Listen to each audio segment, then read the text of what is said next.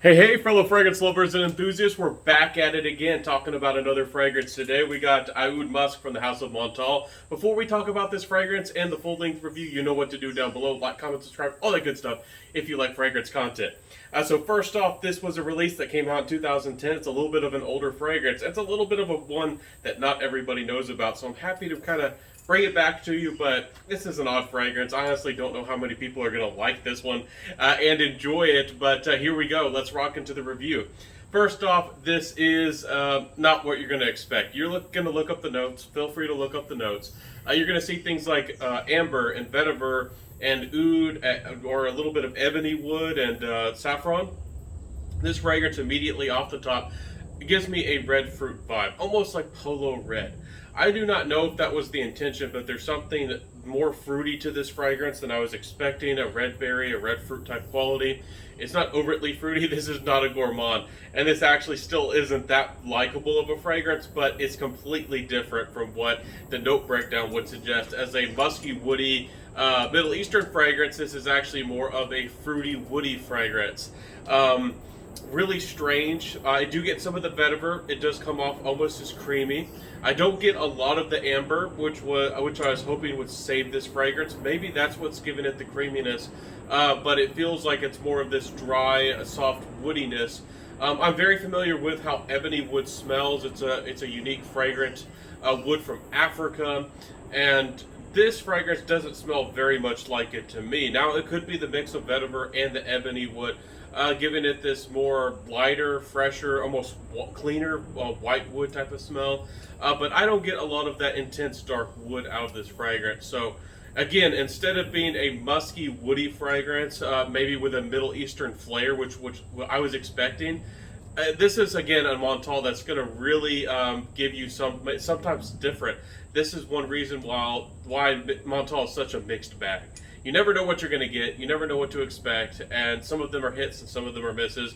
I don't suspect very many people would like this one. I love saffron, and again, maybe my nose is picking up on these fruitier elements, but this is quite the strange fragrance. It really is. So it does. Again, it is woody, but it's much different than what you would expect. Let me spray it up here. Remind myself of this odd fragrance. I do get maybe some very slight medicinal undertones. There's not a lot of it, but it is very slight. Some people really dislike that, cough syrup, medicinal Band-Aid esque quality out of a fragrance. So if you tend to pick up a lot on that in fragrances, if there's any of that in it, like Baccarat Rouge 540, for example, you might pick up on a little hint of that, which doesn't really add to the likability of this fragrance for too many people. So maybe if you wanted a very mature, grown-up, strange version of Baccarat Rouge 540 that's much more, again, more woody, you might like this, but I don't suspect very many people will. I don't know the intention or the purpose of this fragrance. This is not really a oud fragrance, and this is not really a musk fragrance. So again, let me make that very clear. This is not what it seems. Montale has done another trickaroo on us, another whiplash, and I don't know what to say more about what this fragrance smells like. It's an odd one. Very unisex, though. I could see a very maybe eccentric lady wearing this fragrance. Again, a cool cat type of guy, maybe a fancy guy who likes to wear lots of red velvet. This could be a very interesting fragrance that really grabs attention. It's a little bit avant-garde. It's a little bit different. It's not dangerous or scary or threatening, but it has a little bit of a provocateur nature about it in its own way as well. So if you're that type of person, maybe who's nice and approachable, but something dangerous about you, like I don't know, the word pincushion comes to mind. This might be your kind of fragrance. So not a terribly bad fragrance, but this is another one. If I was to see, customer feedback and customer reviews, I wouldn't be amazed if this was like a 3 out of 5 or a 6 out of 10, or maybe even less, maybe a 5.5 out of 10. Not everybody is going to like it. Not because it's terrible, it's just because it's so different and strange, and the composition is maybe not super likable to many people. Anyways, let's talk about that performance. Montales do not disappoint. This isn't the strongest Montale fragrance, but certainly does perform well and respectably. I was getting 7, 8, 9 hours, sometimes more, depending on how much I got on clothes and how much I wore of it. For me, with Montales, I tend to spray less than more and go careful because some of them can be very overpowering. And sometimes you might misjudge how potent these fragrances are. You don't want to offend other people or choke people out. The performance on Montales is great. If you like a bang for value and for money, this is another one. It's going to be undervalued if you can find it. Some Montales are still out there, even in this time of shortages and limited supply of fragrances. Some of the less desirable ones, perhaps like this, you can find out there for $55 odd.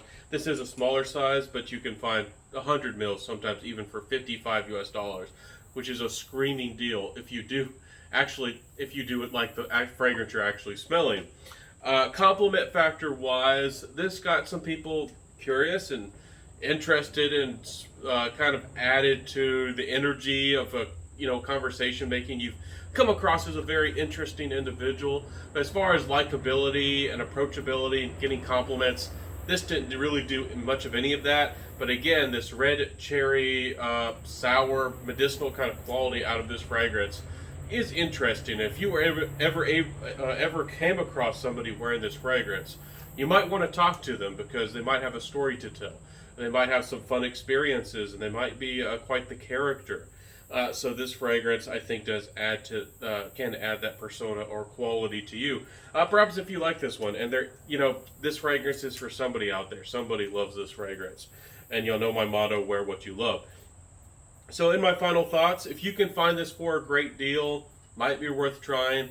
Again, I would not rush out there to blind buy this fragrance. You do have to like saffron. Again, it's more of a fruity saffron. To me, it doesn't really highlight or come across as a saffron that I would describe as a saffron. It's different, but I do like saffron. So some people are going to find that there's a lot of saffron here.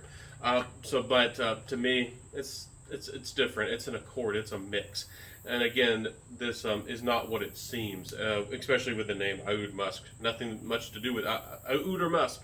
So do give it a try. I would love to know what y'all think about this fragrance. For me, it's just a fragrance that is more of a novelty, I feel like, for a lot of people. I'd love to see what Middle Eastern or other people outside of the West or my preferences or my experience would think about this fragrance. I think it's very unisex. I think a very confident lady could wear this and be very distinguished with this fragrance. Again, it's not overtly feminine, but it does have a unique, confident type of quality about it. And to me, it feels that way, but in today's unisex type of genre, I wouldn't be amazed that a lot of people find this more masculine.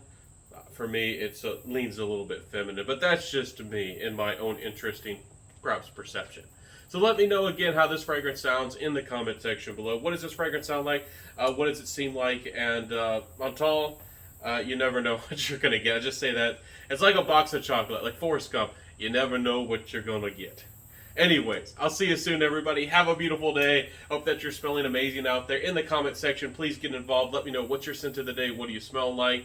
And don't forget to give me a like and all that good stuff, because I'm adding value and exploring the world of fragrances with you, my friends. I hope that you learned something new today, had some fun, and let me know. Are you excited to try Montales? Are you scared of Montales? Do you hate Montales? Do you love Montales?